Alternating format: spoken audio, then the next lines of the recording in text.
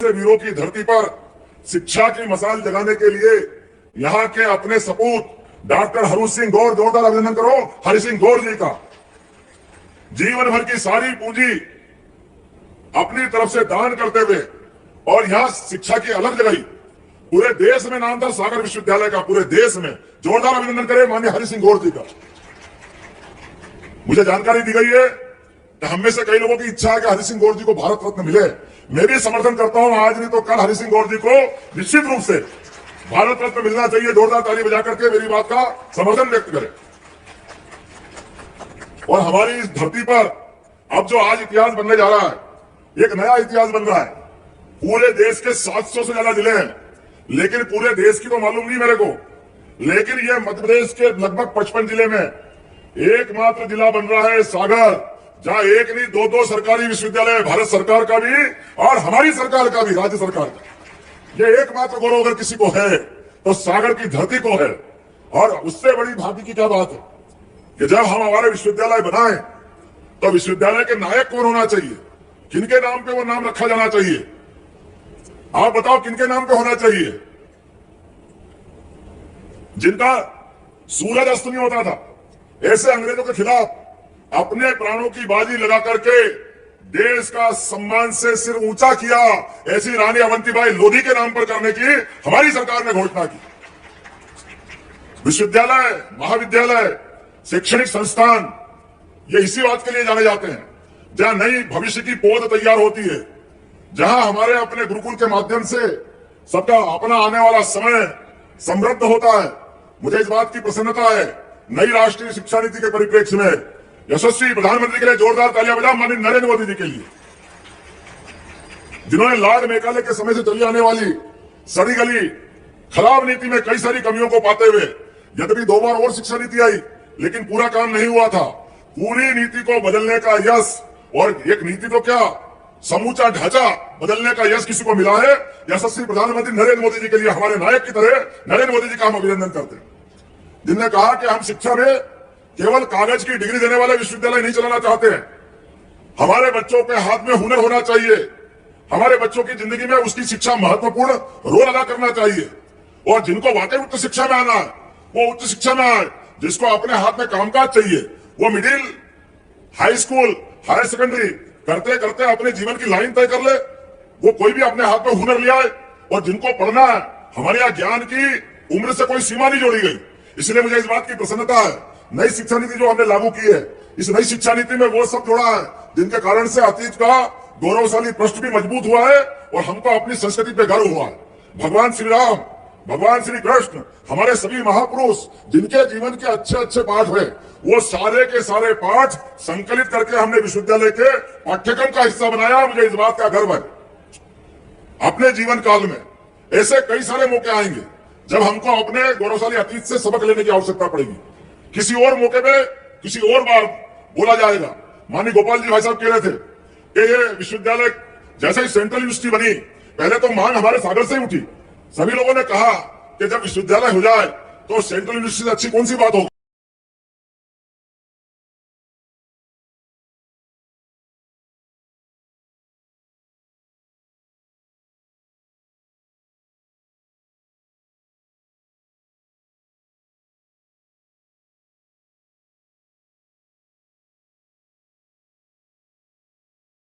तो मुख्यमंत्री मोहन यादव ने सागर पहुंचकर बड़तुमा में निर्माणाधीन संत रविदास मंदिर संग्रहालय का अवलोकन किया। इससे पहले मंडीदीप में मुख्यमंत्री मोहन यादव ने 65 करोड़ रुपए के विकास कार्यों का परिपूजन लोकार्पण किया। मध्य प्रदेश के मुख्यमंत्री डॉक्टर मोहन यादव ने बुधवार को सागर पहुंचे, जहां 100 करोड़ की लागत से बनाए जा रहे रविदास मंदिर का निरीक्षण किया और पीटीसी ग्राउंड में आयोजित मुख्य कार्यक्रम में सभा को संबोधित किया। साथ ही में रानी अवंतीबाई राजकीय विश्वविद्यालय की भूमि पूजन कर अन्य निर्माण कार्यों का शिलान्यास लोकार्पण भी किया। सागर में डॉक्टर हरि सिंह गौर विश्वविद्यालय को केंद्रीय विश्वविद्यालय घोषित किए जाने के बाद सागर में एक राजकीय विश्वविद्यालय की मांग की जा रही है, जिसको पूरा करते हुए सागर में सीएम डॉक्टर मोहन यादव ने नए विश्वविद्यालय का भूमि पूजन कर विश्वविद्यालय का विविध शुभारंभ किया है। सभा को शिक्षा के मामले में देश का नेतृत्व किया है। मुझे इस बात की प्रसन्नता है, सागर का वो गौरव हम लौटा कर रहेंगे, सागर को वो गौरव दिला के रहेंगे। डॉक्टर हरिसिंह गोन्ना आज इस अवसर पर पूरी कमाई यहाँ दान इस मित्रों ने कुछ मांग रखी है। विद्यालय का निर्माण किया मेरे है, सामने महापुरुषों को हमने पिछले समय घोषणा की थी कि सागर के अंदर निर्धारित किया एक है। नया वहीं आयुर्वेदिक मोहन मेडिकल ने कॉलेज कर्मचारियों को बनाने की लेकर ही घोषणा बड़े ऐलान निश्चित किए रूप हैं, से तो सागर के आइए जानते इस अंदर एक वीडियो नया में। आयुर्वेदिक का मेडिकल कॉलेज खोला जाएगा। इस बात से सहमत हो तो जरा एहसास तो कराओ। और इस खुलने वाले मेडिकल कॉलेज का नाम भी हमारे जैन समाज का बहुत बड़ा नाम है, आचार्य विद्यासागर जी के महाराज के नाम पर करने की घोषणा करते हैं,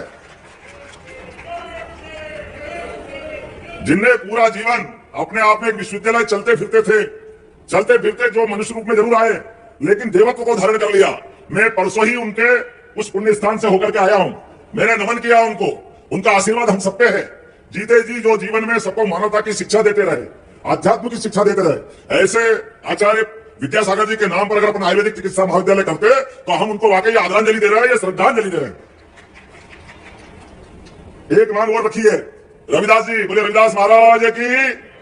एक मांग बताई लालिया जी और बाकी लोगों ने कि सड़क की कमी है, तो निश्चित रूप से रविदास जी महाराज के उस स्थान पे सड़क की कमी की भी बनाने की घोषणा करता हूं। जोरदार ताली बजा करके हमारे रविदास जी महाराज को स्मरण करें। आज ही मैं नमन करके आया हूं।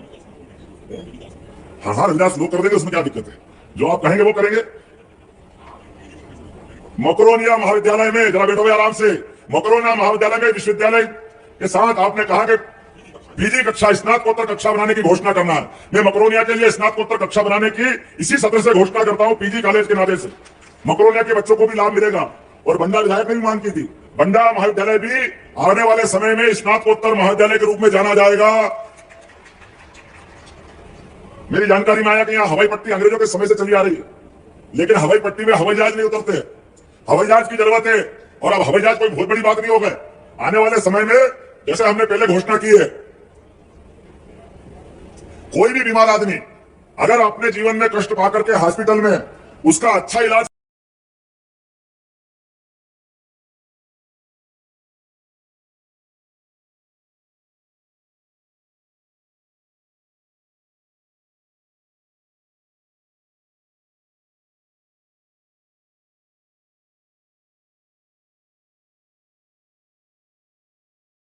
मुख्यमंत्री मोहन यादव ने कहा कि तुरंत स्वास्थ्य सेवा के मामले में हमने यह एम्बुलेंस शुरू की है, जिसका लाभ सागर को ही मिलेगा।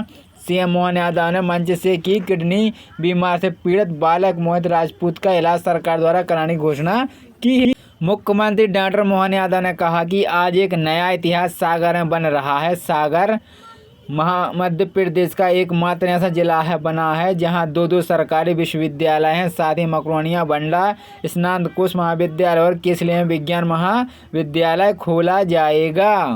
राज्य स्तर पर हवाई यात्रा की शुरुआत की जाएगी। बड़तुमा में संत रविदास के नाम पर रोड बनाए जाएंगे। केसली कॉलेज में साइंस कोर्स की सुविधा दी जाएगी। रानी अवंतिकाबाई लोधी विश्वविद्यालय की रखी गई आधारशिला। मंत्री गोविंद सिंह राजपूत, विधायक गोपाल भार्गव। मुख्यमंत्री डॉक्टर मोहन यादव ने बुधवार को सागर में शौर्य एवं पराक्रम की कीर्तिमूर्ति रानी अवंतिकाबाई लोधी जी के नाम पर स्थापना होने वाले विश्वविद्यालय की आधारशिला रखी। इस पर कैबिनेट मंत्री गोविंद सिंह राजपूत, विधायक गोपाल भार्गव। तो आइए सुनते हैं मुख्यमंत्री ने और क्या क्या घोषणा की है। लेकिन उसके 11 लाख रुपए लग रहे हैं। आपने कहा चिंता मत करो, आधे आपने कर दिया, आधे में करने की यहीं से घोषणा करता हूं। 5 लाख रुपया उस बच्चे के इलाज के लिए भी देंगे। ये सरकार सिरोजा गांव का बच्चा है, कहीं का भी बच्चा हो, बच्चा हमारा है। पूरे प्रदेश में किसी भी बच्चे के लिए, किसी भी बीमार के लिए कोई भी कष्ट हो, सरकार उसके साथ खड़ी रहेगी। अब लालच मत करो, बहुत हो गया। अब मत पास, अब मेरे को कुछ नहीं दिख रहा, कुछ नहीं सुन रहा हूं। जोरदार तालियां बजाओ अपने इस पूरे आयोजन के लिए। एक अगली पकड़ी, 2 पकड़ी, 3 पकड़ी, पूरे ही पकड़ लो। थोड़ा खेलो तो सही, जल्दी क्यों कर रहे हो? आखिरी बार थोड़ी आया, बार बार आता रहूंगा। आऊंगा कि नहीं आऊंगा? बताओ जरा, जोरदार ताली बजा देते। जो आप मांगोगे, ये कौन सा है, कहाँ का है? ये और केसरी महाविद्यालय का, चलो आपकी भी मान लेते हैं। ये केसरी महाविद्यालय में साइंस का कोर्स भी खोला जाएगा। जोरदार ताली बजा करके मेरी बात समाप्त करता हूं। बोलिए भारत माता की। लेकिन आप चुपचाप नहीं बैठोगे, आप सब अपने स्थान पर खड़े हो जाओ और मुट्ठी बांधो और हम संकल्प करें।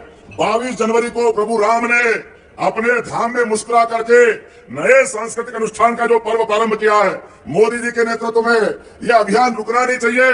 हमारे लिए आने वाले समय में सनातन संस्कृति की जय जयकार करने के हमने कराई थी, लाडली बहना योजना कराई थी, वो पैसा तो दिया ही दिया।